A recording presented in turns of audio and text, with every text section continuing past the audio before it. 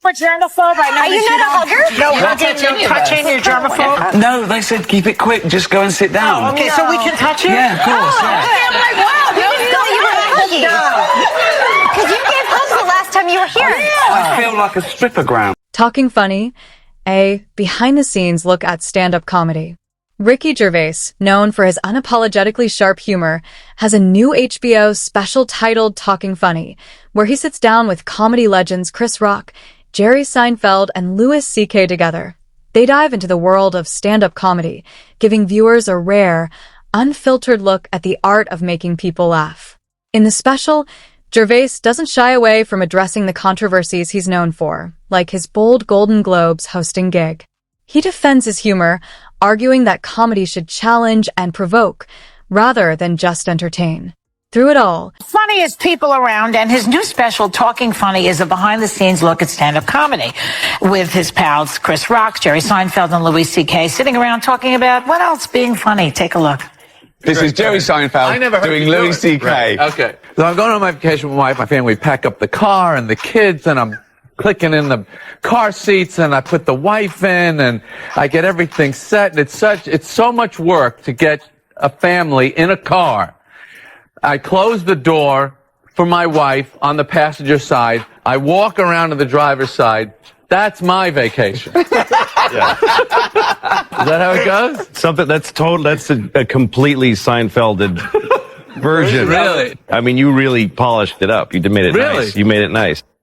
Okay, please welcome back Ricky Gervais. conversation light and engaging, showcasing his signature wit.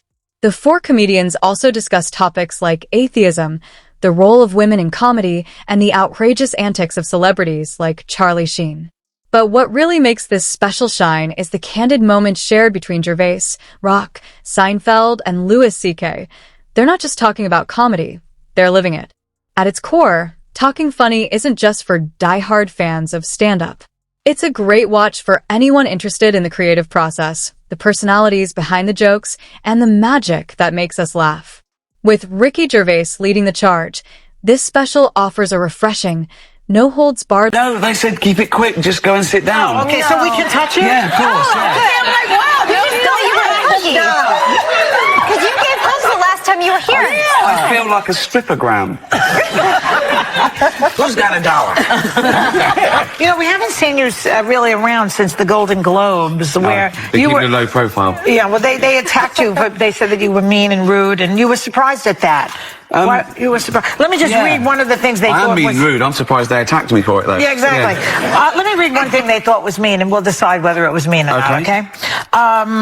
Referring to Sex and the City 2, you said, "I was sure the Golden Globe would go to the team that airbrushed that poster." Yeah. A little sexist. No, it's not. Why is it sexist? Well, because you're saying that the girls are older and they need to be airbrushed. No, I think they look great at their age. Oh. Why hide it? Oh. I don't think that you lose your sensuality or your beauty because you hit 53. I'm saying, why are they hiding it? Oh, I see. That's not what people Do you think that's the joke when you have to explain the joke that maybe it wasn't told? Because people didn't get it, or you think that most people got it? I'm defending my motives, not the joke. I stand by the joke. Yeah. I don't think I have anything to apologise for, but that's not the joke. I think if you're going to criticise, you've got to understand the joke before you can. Okay, how about this one? Referring to the I Love You, Philip Morris movie, you said, two heterosexual actors pretending to be gay, so the complete opposite of some famous Scientologist then. Wink, wink. I didn't name them. The press did. The press started saying he means these. That's terrible. No, I didn't do that. They outed people. I would never do that. I think it's terrible. Has this ruined, has anything happened? Have you had fewer opportunities of people not watching your shows? Has it made any difference? Made no difference at all. No, Now, if they asked you... I knew that. I knew it wouldn't make a difference. No, that was the second time you had hosted. If they asked you to do it again, would you do it? I don't think I should. I went and I did what I went to do. I thought I'd improve on the first time, and I had a blast, and it was great. But I don't know. I might do it. I might do it again. And you didn't get to tell that you wanted to? No, I don't think so. I planned everything that was planned. There was a conspiracy that I was pulled up. Yeah. No, What it really takes to be funny in today's world, Ricky Gervais, the controversial genius of comedy. Ricky Gervais has never been one to shy away from stirring the pot with his humor. In his latest HBO special Talking Funny, he brings together three of the most iconic names in comedy, Chris Rock, Jerry Seinfeld, and Louis C.K., for a candid conversation about what it takes to make people laugh. They dive into everything from the creative process behind stand-up comedy to the controversies that inevitably come with pushing boundaries. Gervais, always quick with a sharp remark, touches on the backlash he received for his Golden Globes hosting gig, where his biting humor left some viewers God for making me an atheist. Yeah. That's funny. He's very ironic. What's God got to do with it? That's No, not the exactly. God, He's an atheist. if God does everything. Thank you. Yeah, that's the Exactly. joke. From what I've heard of God, he does everything. So he made me an atheist, didn't he? Yeah. Also, how many people thank God for when they win an award? Oh, you know, yes. like God's concerned with Sandra Bullock winning an award. He's got earthquakes, he's got pestilence. Oh, Sandra Bullock, quick! I want her to win an award. And he goes, thank you, God. Oh, you love me so much. Yeah, God was concerned with you winning an award, love. You know what I mean? And also, what about the poor schmuck who didn't win the award? Exactly. Oh, he hates them. God hates them. I know you're making your point, but I don't think it was Sandra Bullock who said that. But you're making the point. I'm just trying to clear it up. No, he thinks that's No, he did. Yeah, but he was making Yeah, he's making a joke. I'm just trying to help. It's a funny joke. Thank you. Hey, so I want to ask you about the HBO special, Talking Funny. We just saw a clip from it, right? So we got Jerry Seinfeld, Chris Rock, Louis C.K.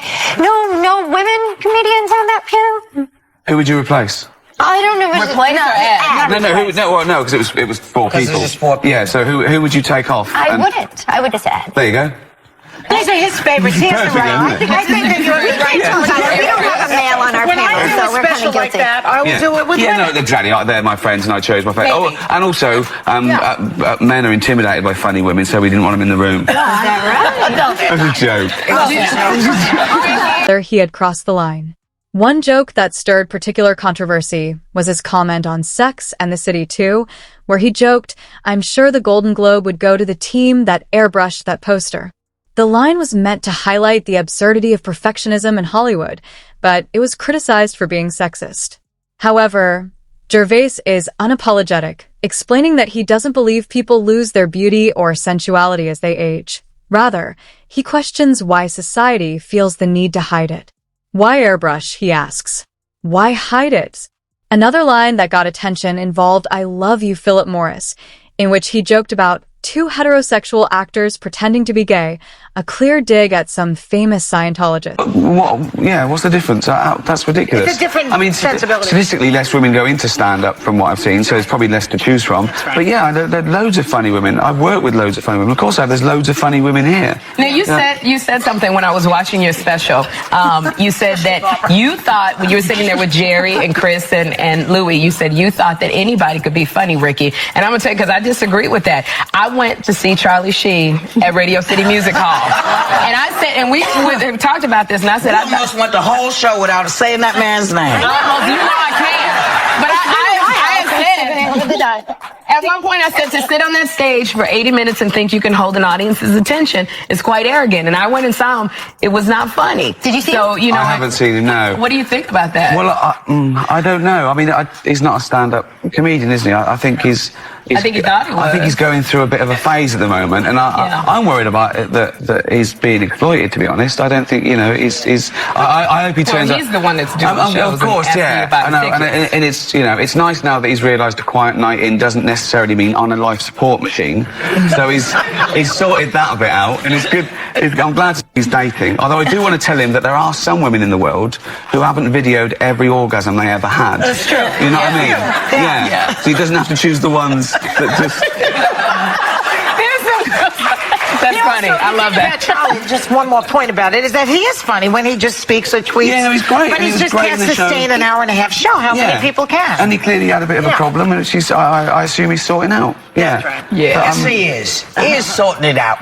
How are you, Ricky? I haven't come here to be insulted. Why don't you like the show Who Do You Think You Are? That show that traces your heritage. You don't like that show. Well, no, I was invited to do it a few times. I haven't seen the American one, but in England, and it turns out to be someone who's on there, and they suddenly find out their great-great-grandmother was a prostitute or something, and they start crying. What are you crying for? You didn't know her. Who cares?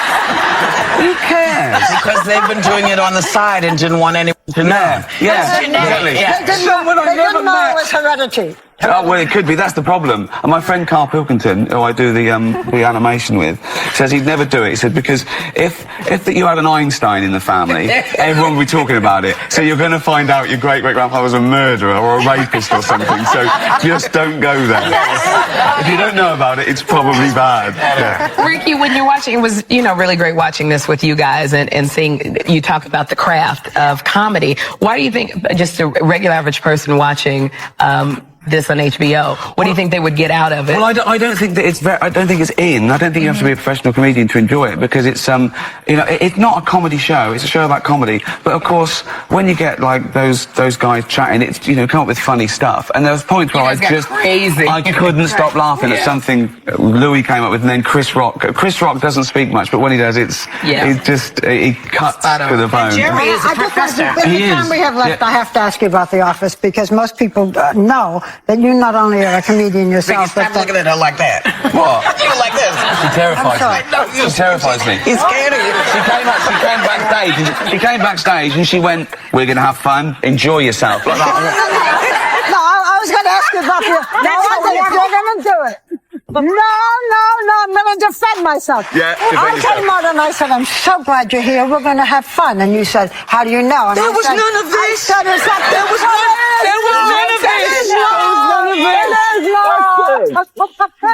We have to get out of here. I was being nice. Nobody else came out. I came out. That's and true. I'm being maligned. That's true. And Barbara, we got to let Ricky go.